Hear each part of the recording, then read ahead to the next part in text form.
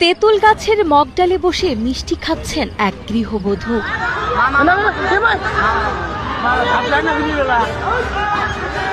অদ্ভুত এই কাণ্ড নিয়ে এলাকায় সৃষ্টি হয়েছে ব্যাপক তোলপাড়। ঘটনাটি ঘটেছে কুড়িগ্রামের উলিপুরে। জানা যায় গত রাত 10টা থেকে নিখোঁজ ছিলেন এই নারী। নিখোঁজের পর আজ সকালে গোড়াই আনন্দবাজার এলাকার বাসিন্দা আবু সাইদের স্ত্রীকে বাড়ির অদূরে একটি পুকুর পাড়ের উঁচু তেঁতুল গাছের মগডালে বসে থাকতে দেখেন স্থানীয়রা।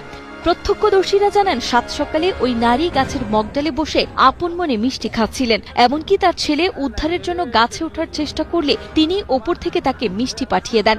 পরে খবর পেয়ে ফায়ার সার্ভিসের উদ্ধারকর্মীরা ঘটনাস্থলে পৌঁছে তাকে নামানোর চেষ্টা করলে তিনি নিচে নামতে অস্বীকৃতি জানিয়ে পুকুরে ঝাঁপ দেন। এতে তিনি তাৎক্ষণিক জ্ঞান হারিয়ে ফেললে ফায়ার সার্ভিসের কর্মীরা তাকে পানি থেকে উদ্ধার করে হাসপাতালে পাঠায়। মাঝরাতে ওই নারী কিভাবে বিশালাকার ওই মগডালে উঠলেন এবং সেখানে মিষ্টি বা কোথায় পেলেন, এমন সব রহস্যময় প্রশ্নে এখন লোকমুখে নানা গুঞ্জন ছড়িয়ে পড়েছে।